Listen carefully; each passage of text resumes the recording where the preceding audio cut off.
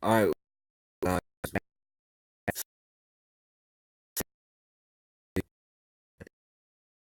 is bro, just wake up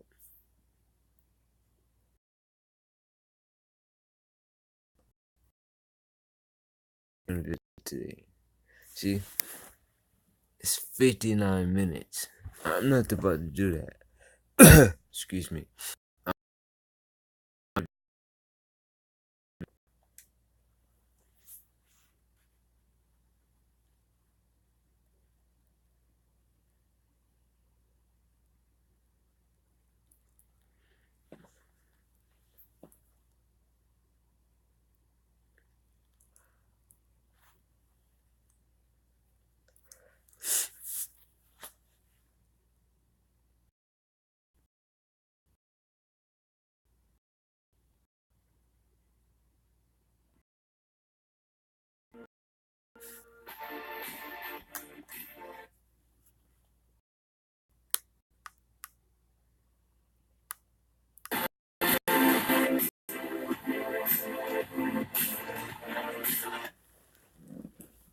All right.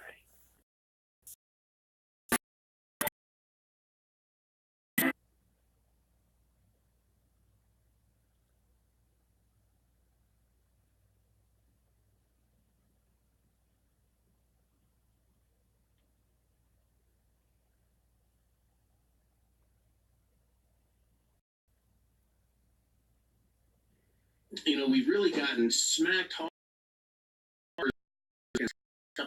with all this news coming out. I mean, we got the summer, and they actually jacked up or ratcheted up the. I mean, politics is a big part of it, but there's going to be fighting, I think, amongst people because there's so much like animus, so much hatred between different political factions now, and boy, it could get nasty in a hurry. Anyways, let's. I don't have a big monologue I want to start with, so if we could, we'll get to the questions, and we'll go until I run out of juice or get one of those important phone calls that drags me away back to responsibilities. All right. Okay. So we have a question. I want to start off with this one from an anonymous, and he wants to know what if you plan to use your place of business as a bug out location, and during work hours, it happens.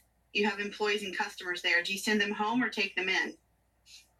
That's a great question. It's going to be up to that individual. If you're in one city and shit hits the fan in another city, you may just say, hey, everyone, be aware of this. This is what's going on. Give them the option to leave if they want. And this is if, I guess, you're an employer or a manager and you've got a heart and you're not just going to say, if you dare leave your desk, I'm going to fire you. And I know there's people like that out there. They don't care what's going on in the world. And then there's other people that'll probably just close up shop and say, holy shit, something bad's happening. Everyone get your ass out of here. We'll resume tomorrow. It's going to be individual. Now, if it's in another city, that's one thing. If it's in your state, your city, your suburb, your section of the suburb, you're going to think a lot differently about it. One of the things that gets my attention is the sound of gunfire, or the sound of anything loud, police sirens, helicopters overhead, really loud cars, screaming and yelling, gunfire, all those things get my attention and cause me to start thinking a little differently. So if it's easy, I guess, to say right now, well, it's probably not going to be a big deal. It's going to take some time. But the nature of what is going on is probably going to influence us. If it's a bank robbery, no big deal, right? You just stay in your place of work and stay away from windows, right? But if it's, let's just say, a group like Antifa or some other crazed, impassioned, far, off into one corner, one of these weirdo cults, and they were running loose in my neighborhood, I would definitely get the hell out of there or bunker in. But I guess part of the question was, what if your place of work is where you're going to bug out? That's your bug out location, your stronghold. What do you do with your employees? And again, it would come down to how serious is it and how threatened do you feel? I think that what's being asked is, my people don't know that that's what this place is.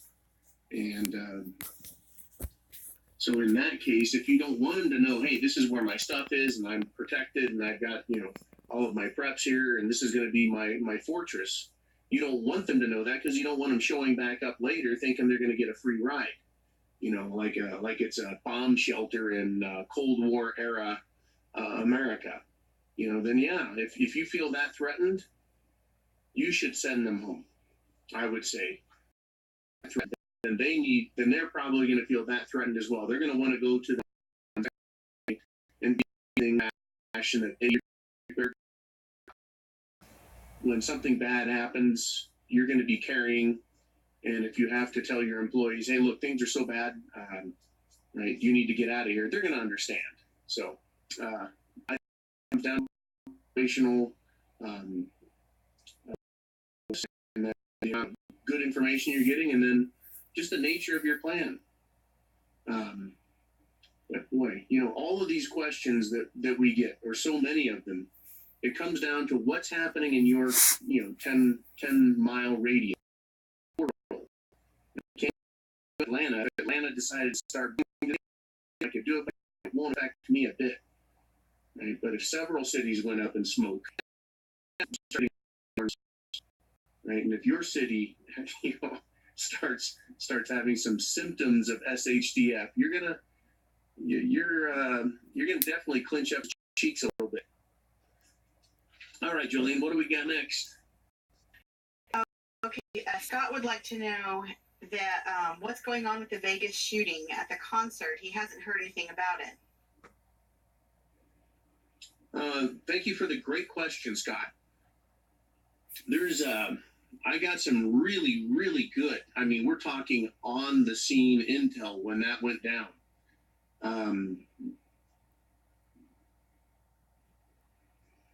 We're not going to hear anything about that. Like a lot of great false flags, they're going to sweep it under the rug. They'll refer to it, if they ever refer to it all, as the Vegas shooting. I like to call it the Mandalay Bay Massacre just because it's got two N's in it. Mandalay Massacre. Anyways, they're expected to believe the main that is just it's a sack of shit. It's say, well, let's examine what happened there, and then we'll come back and decide whether we need to take your guns. They're only going to top floor. There were helicopters. There's too many questions for them to answer. There were people who were suspected of being terrorists, international terrorists, traveling on visas from other countries that showed up and disappeared. It just disappeared. Right, so the concept that there were professionals there on that site putting that event together, what purpose did it serve? Right, and was opening up on the crowd. Well, one, a lot of people say, was it real? Two, if it was real, why did they do that? Was that a distraction? That alone a distraction from something else going on? And was the patsy a patsy? I think he was. Right? You always have to have a good patsy, a fall guy, someone to divert people's attention. So it was really quite interesting. I don't think we're going to hear about it ever again. There's not a lot that they can get from that. There's not a lot of agenda, political traction that they can get from it for some reason. You shoot up a school. Oh yeah, you bet they're going to give us all kinds of hell in the pro Second Amendment community. But the Mandalay Bay shooting, which is supposed to be one of the biggest massacres ever. It's amazing how it just fell off of the radar scope. Okay. Sorry about that. It's okay. Anyways. We have a question from Robin that kind of ties into this. She says, in regards to the mysterious murders and suicides, Lionel Nation suggests that perhaps we will see more of this in order to get us used to it, kind of desensitizing us. Could that be? I think Robin has a very valid point there, and we can explore it a little bit. Does she refer to any particular suicides and murders? She mentions the ones of Bourdain and Spade, how they are not sitting right with her. And also the Clintons, how the Clintons always seem to be in the middle of those. Now I know from which way the wind blows. Yeah, I've been following the Clintons since they, were coming out of Arkansas fresh. The Clinton Chronicles was a great VHS produced documentary on all the people that even back when they were in Arkansas met untimely deaths. Right? Clearly, when we think of mafia in the Hollywood sense, the mafia don sits in his room. He says, "Hey, this guy's talking too much. You go Russians." Like the Clintons, they're involved. How can you not see the connection? A couple of months or maybe a year goes, they're profiling the psychopaths. It's and he ended up having, I think, his car explode. So it has as far as I'm concerned, I think Robin asked the question, didn't she? Yes, that was Robin. Yeah, Robin. As far as I'm concerned, it does have the desired effect. Number one, it stops the person who's the problem. Number two, it chills everyone else, whether it's whistleblowers, investigative reporters, down to people on the street like you and me who want to talk about it and share, right? It has a chilling effect, a silencing or censoring effect. But as far as I'm also concerned, it has an opposite or negative effect. It brings our awareness that something's going on, right? At some point, it could go mainstream, but that idea of mainstream news, every now and then you'll see it. You'll see it on Fox News mostly, where someone will start talking about UFOs, or they'll start talking about Clinton murders, or if you remember when Obama was being elected the first time, all that talk about his birth certificate. But the rest of the mainstream media wouldn't come over and actually do their fucking job, which is talk about things, investigate them, find the truth, expose it, right, so that proper decisions are made. But if they can keep everything swept under the rug, nice and quiet, don't say anything, then the status quo can continue. The powers that be will get the push in their direction. So that's what I see happening. Yeah, this thing with Bourdain, there's going to be more. There's going to be a lot more as we get closer to this election. I think the idea is for it to have the effect that it silences people. What we need to realize as human beings is the more they try silencing us, the more we need to talk. The fucking louder we need to talk, right? The more frequent we need to talk about it, right? I've had people after years and years say, how do you put this? They feel more inclined to talk about this. They're not afraid anymore to be a prepper, to talk about it. Sure, they get the funny looks, but they want us to be afraid. They want us to be ashamed. They want us to be afraid of what other people think of us. And they use that to censor us. They want us to be afraid that, well, that could happen to me. Well, fuck that. Bring it on. Facts. And I'm tired of this in the shadows, chicken shit game playing they do. You want to threaten me, come out and do it, right? That's my attitude. So, yeah, they're going to try using more of these murders. And there's some dirt coming out. They are the criminals, and we need to remember that. They're the fucking criminals, not us. They should be afraid, not us. And it is a symptom of their fear of getting caught, being exposed, finally, that's causing them to commit even more crimes. So, yeah, I expect more celebrity deaths. I expect more political insiders. I expect more people on the periphery to be killed.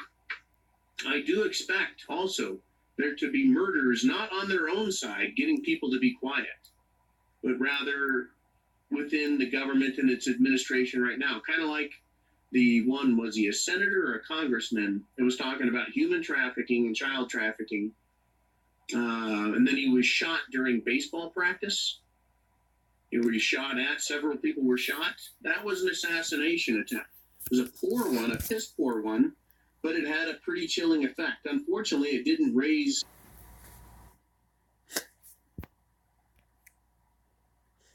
Thank you for watching, guys. Hope you get some valuable information.